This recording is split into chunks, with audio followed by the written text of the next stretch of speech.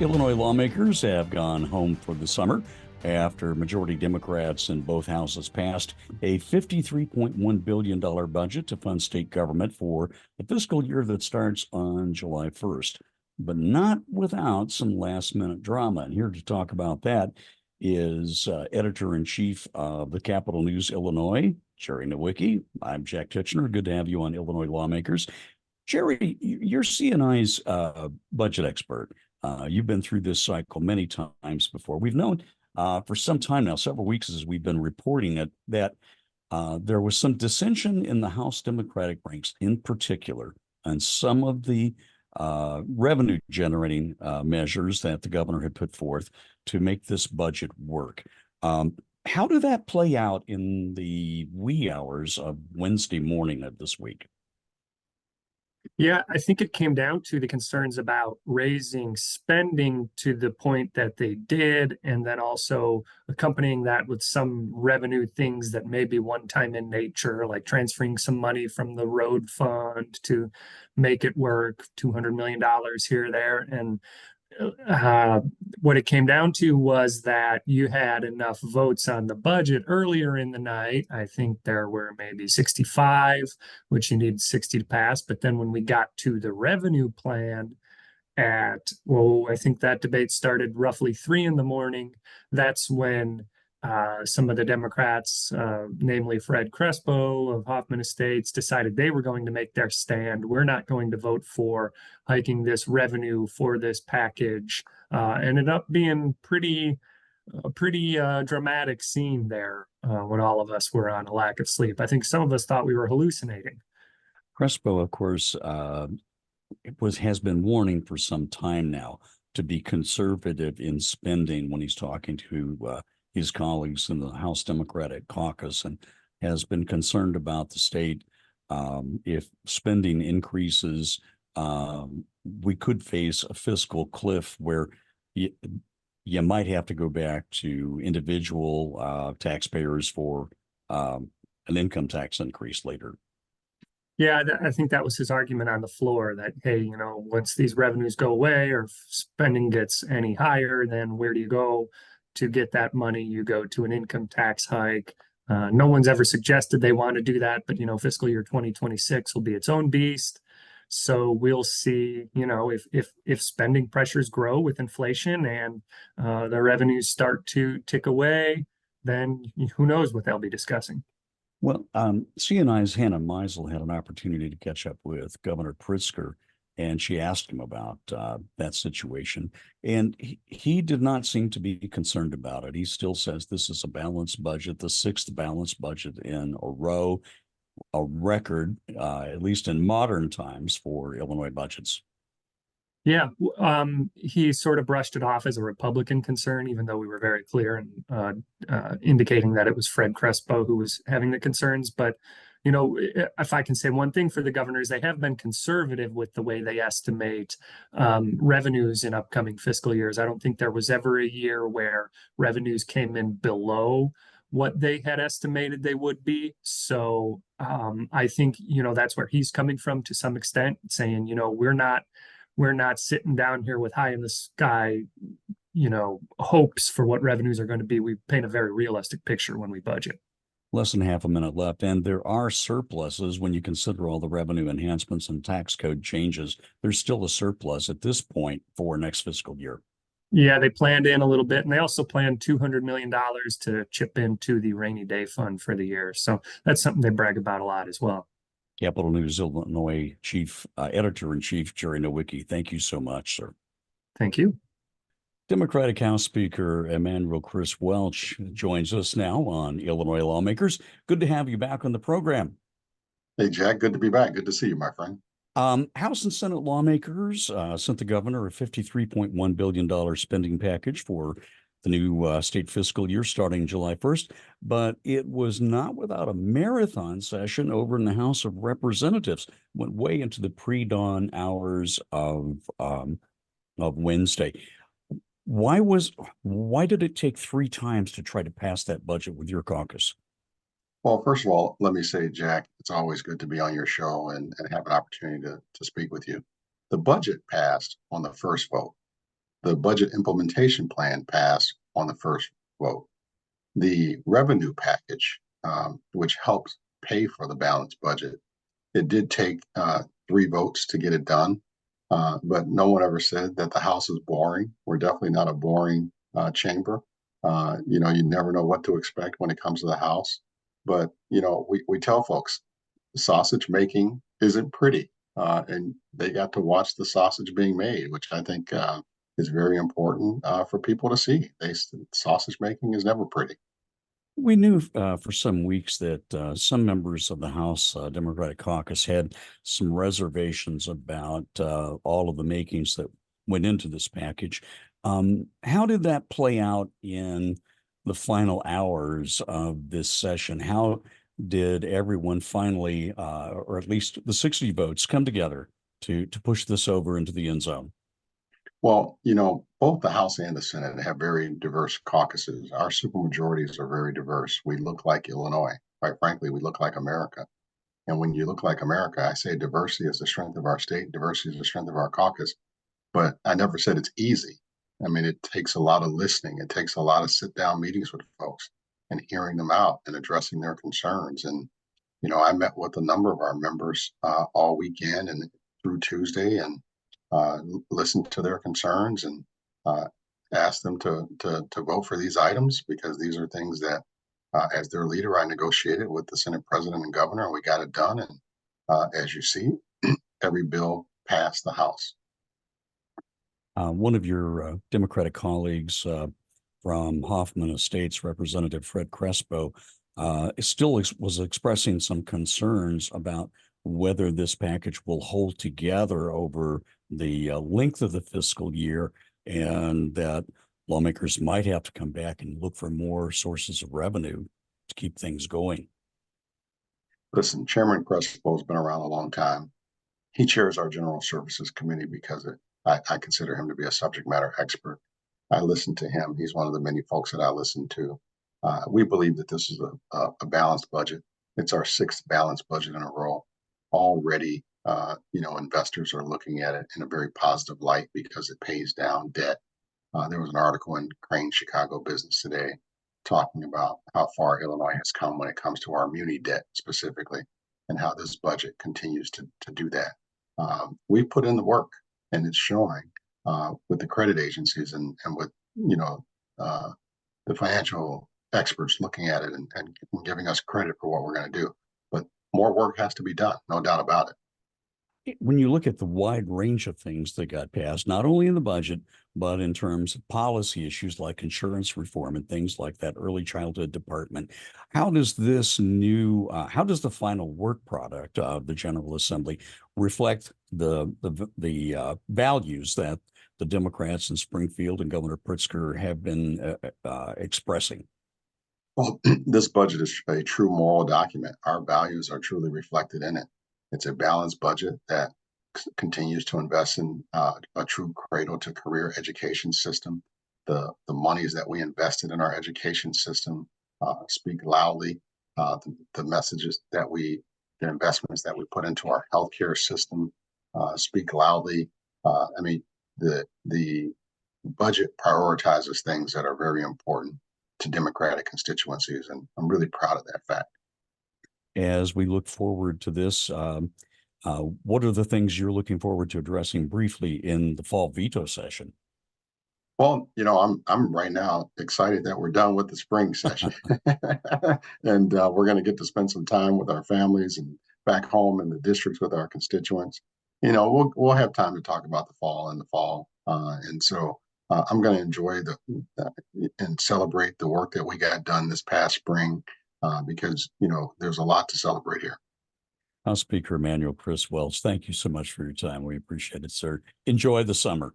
Jack, it's a pleasure. Thank you. Next up, I want to welcome on Illinois Lawmakers, the House Republican leader, Tony McCombie of Savannah. Good to have you back on the program, leader. Well, glad to be back, and I'm glad to be here in Savannah speaking to you. Have you had a chance to get some sleep? Yeah, I slept about 2 hours yesterday, but I slept like a rock last night. Well, and that kind of goes to the point of, getting this whole thing started. The end of the session went way into the wee hours of the morning. It took Democrats in the House 3 attempts to get their budget over the line with the bare minimum of votes. You were watching the whole thing unfold. How did it play out in your view? Well, it's typical. A lot of people may not pay attention to what goes on in Springfield, but obviously you do. And I think even Leader Cabello had mentioned, we don't have to be doing this. The headline doesn't have to be, pass a budget in the dark of the night. We don't have to do it that way. And I'm also not going to overly complain too much, because with the Senate taking control of the budget, at least we had a few days to analyze it. But being there, watching it unfold was certainly interesting. The supermajority has 78 out of 118. We have 40 members, and oftentimes we don't have to, they don't even have to ask our opinions or our say. And the unspoken rule of Speaker Welch is that we have 60 before you or the Democrats have 60 before you have a vote. So a lot of shenanigans and back and forth. They broke the rules to their own rules to pass it. So it was interesting to see it happen, and it'll be interesting to see how we go forward. Speaker Welch called the new budget a moral document. You put it another way. You call it a negligent political document that comes with a massive price tag attached to it. Yeah, I wish it was a moral document. The state would be better off for it, to be quite honest with you. I mean, Leader Harmon spoke very well about it. There's, $500 million in it that you can't even really talk about. There's 3 articles that are talking about political spending, and 500 million of that it doesn't even explain what it is. So how is that a moral document? Could that be the member initiatives that the Democrats might be trying to get through for their members? I know Representative C.D. Davidsmeyer from Jacksonville, from your caucus, was out on that issue during the debate. Yeah, that's absolutely what it is, and that's buying votes. So, you want to pass a tax increase, you want to pass a capital or a bond bill, they're buying votes from their members. And you saw that, and that's how that played out. And it's unfortunate. This is a budget of bullying and intimidation, not only of Illinoisans, but of Democrat members. One of the characterizations of the budget from the Senate Republicans were that this is a shopping list of misplaced priorities when it comes to spending on things like aid for non-citizen residents of the state of Illinois, and that goes all the way from shelter to Medicaid, like healthcare spending. Yeah, there's about $1 billion. It's really hard to find it, and it's going to be worse in this budget. But luckily, Comptroller Mendoza is working really hard to try to figure out the transparency of that budget. She's been a budget hawk about transparency, but we're looking at about $1 billion between healthcare, education, and housing. The real issue here is that funding is being taken away, being appropriated outside of Illinoisans' needs and put somewhere else. So that's the real issue. My question to you then would be, if House Republicans had a majority, where would they have placed their budget priorities? More for education? What areas? Yeah, first off, we're going to stop the spending. We have such agency mismanagement where we could be saving some money. Our priorities are with public safety, with education, obviously paying the pension, there's some good things in here, our most vulnerable. We would take a few years without any pork. We would if there's extra money, we could be putting it more so in the rainy day fund. We could be paying down our debt. We could be looking at structural reform. We could be growing our population. Back to the budget for just a second, and we've got about 30 seconds to go. Most of the Democrats' money, the additional money, the $1.1 billion, comes from areas that most people will never be impacted. They won't feel it. It's not an income tax increase, but Republicans are still warning about that impact. Well, I guess I'm confused. We all pay into the same kitty. It's kind of like they're talking about the 1% for the video gaming, right? So our video gaming taxes that are collected in rural pays for the vertical projects in Chicago. Chicago taxes pay for projects around the state. So we're all in this together. So wherever we spend our tax dollars, we're all paying into the same kitty. Leader McCombie, thanks so much for your time. We're going to have to end on the note. We really appreciate your time. You're very welcome anytime.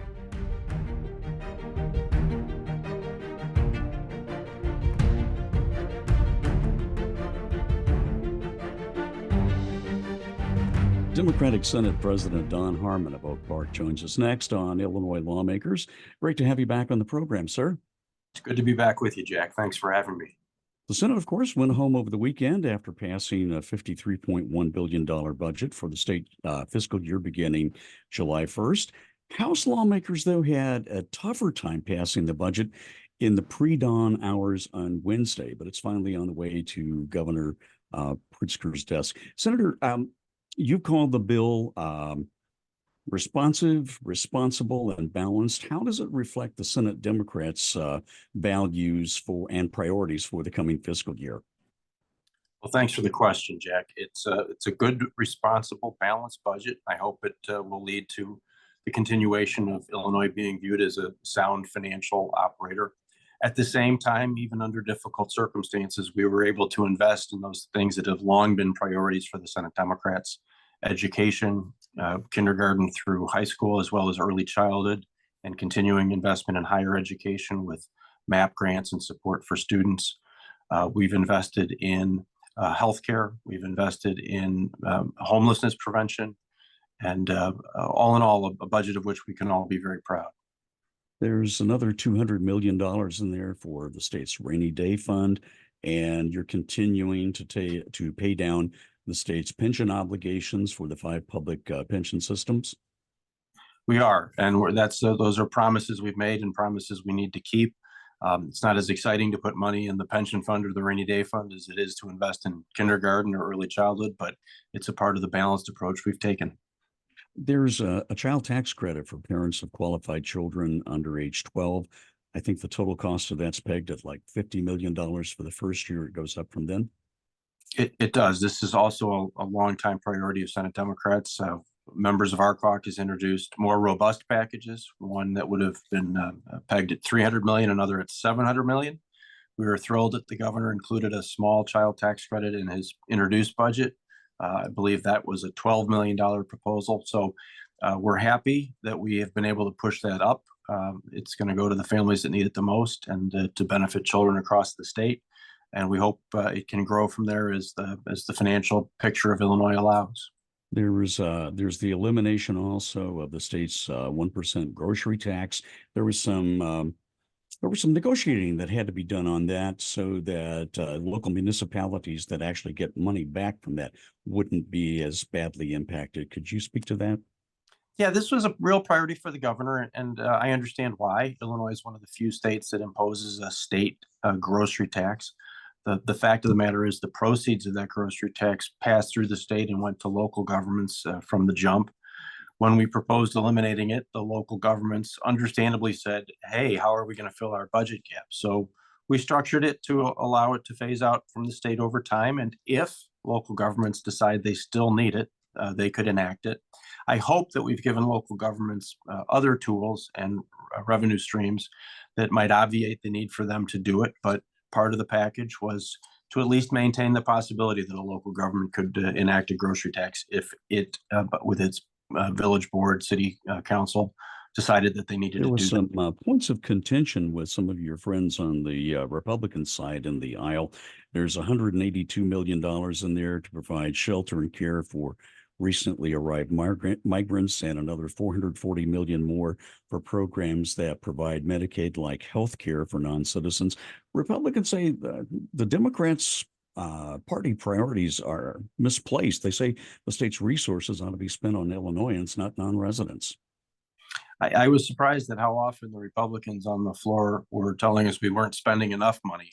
That doesn't seem like the typical Republican talking point. The fact of the matter is we cut the spending for the Medicaid-like program from $550 million to $440 million. I also emphasize these are folks who would be showing up in our emergency rooms, and we'd be paying for their health care regardless. I think a humane system that allows people to get preventative health care to head off the bad health outcomes at the pass makes a lot of sense for Illinois taxpayers. Well, Republicans have talked a lot about the increase in the budget overall and some of the tax the revenue enhancement plans that go along to make up that. But one of the things that stands out is there are no increases in terms of income taxes. That's correct. The tax package that we enacted primarily impacts businesses. We fought hard to make sure regular taxpayers didn't get hit in the nose with this package, but in fact the opposite is true. We made sure the standard deduction is growing, so that benefits all Illinois taxpayers, and the child tax credit bolsters those who need that help the most. So this is a good tax package for real working people in Illinois. Senator Harmon, thank you so much for your time on Illinois Lawmakers. We always appreciate it, sir. Great to be with you. Thank you. Majority Democrats have sent Governor J.B. Pritzker a $53.1 billion budget for the state fiscal year starting July 1st. Here for a Senate Republican viewpoint on the spring session is Senate Republican leader John Curran of Downers Grove. Good to have you on the show, sir. Jack, it's nice to be back with you. The Senate Democrats mostly stuck together with their leadership and Governor Pritzker earlier this week when the budget cleared the Senate, but the House Democrats barely scraped by passing a budget in the pre-dawn hours of Wednesday. What does that tell you from watching from the other side of the aisle and the other side of the dome? Well, I do want to note there were several Democrats that voted no on the budget in the Senate, as well as an additional Democrat joined in voting no on the revenue package, the tax increases associated with this spending plan. So there was bipartisan opposition to this budget, both in the Senate and the House. But it appears in the House with some absenteeism, they had a little more difficulty actually getting it across the finish line. Senate President Don Harmon was on the program a little earlier, and he said the Democrats' budget proposal is responsive, responsible, and balanced. Your Republicans in the Senate saw it quite differently. We did, Jack. I don't think it's responsible. I don't think it's fair to be raising taxes on the citizens of Illinois to pay for Governor Pritzker. And we're 6 years into this, his desire to make Illinois the most welcoming state in the nation, and these non-citizen welfare programs that the governor has started and has grown to a robust amount, totaling well in excess of $1 billion a year. So that is, we think right off the top, that is irresponsible of the Illinois legislature to go along with Governor Pritzker in that regard. Well, we know that there's $182 million in the governor's budget for shelter and care for recently arrived non-citizens. Another, I think, $440 million for programs that provide Medicaid-like healthcare programs for them. Jack, that's going to run well in excess of that. And in fact, some of the changes made in insurance have taken some of the cost control measures away. That program was well in excess this past year of its budget allotment, and that is likely to continue, as well as we have programs within programs where none of that is separated out. That those non-citizen categories are added in, and it is additional spending. We know it's well above $1 billion. I filed legislation. We wanted a true transparent accounting of exactly how much is being spent. Governor Pritzker has resisted that, and with his ability to move dollars around within the budget, within the spending plan, the authority he's given, we will never actually get a accurate dollar amount on that until the governor is forthright with the taxpayers of this state. When you look at the situation as you go across the budget lines, as you say, the priorities that the Democrats put on this, how does that impact, for instance, downstate K through 12 schools? Republicans would have liked to have seen more spent, particularly towards the evidence-based funding measures. Well, I think what we actually we're talking about on the floor is we would like to have seen more on the mandated categoricals. So this is it had the funding for the $350 million addition to the evidence-based funding formula that we passed in 2008 or 17. But what ISB was actually requesting about $100 million more for mandated categoricals that the governor did not place in his spending proposal. And this is going to be services going to the disabled children in the school system, busing, things of that nature that really are a hardship, especially in downstate Illinois. As we look forward, and we've got about 30 seconds left, look forward to a year from now, based on the budget that the Democrats passed. Where do you think the state of Illinois is going to be fiscally? I think the budgets are going to continue to be challenging, but the Democrats showed this year that they are willing to go to the taxpayers of Illinois and ask for more, and they did it, and they passed it with overwhelming margins, all on their side of the aisle. So if that's going to be their continued approach, we're going to continue to see this spending plan grow by leaps and bounds in future years until Illinois taxpayers finally say they've had enough. Senate GOP leader John Curran of Downers Grove, thank you so much for your time on Illinois Lawmakers. Jack, great to be with you. Thank you. Capital News Illinois Editor-in-Chief Jerry Nowicki is back with us as we close out this week's edition of Illinois Lawmakers. Despite some last-minute chaos passing the budget, Governor Pritzker checked off a long list of his priorities that passed this year, starting with things like insurance reform. Yeah, one of the insurance reform was the big one. Another one was carbon capture regulation. They put a pause on that, where carbon dioxide is stored underground. They'd pause it and then implement some further state regulations. His budget and an accompanying bill did the pay down of medical debt for some Illinoisans. I think if they are 4 times the poverty level or less, then this $10 million state appropriation combined with this nonprofit group could buy up maybe 10 times that of medical debt for Illinoisans. So that's an interesting pilot program. And then there were a couple other things too that he did as well. He also was successful in eliminating the state grocery tax and gave municipalities a chance to come back and try to recapture some of that lost revenue that they normally would get from the state. Right. So the 1% grocery tax would be eliminated in 2026.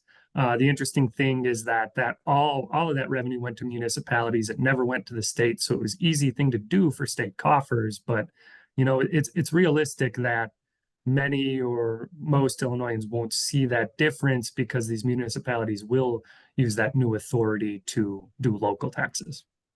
Jerry Nowicki, Editor-in-Chief for Capital News Illinois. Thanks for your expertise throughout this spring session as Illinois Lawmakers and CNI begins a new partnership. I really enjoyed it, Jeff. Thanks very much. Thanks for watching, and that's it for this week's edition of Illinois Lawmakers.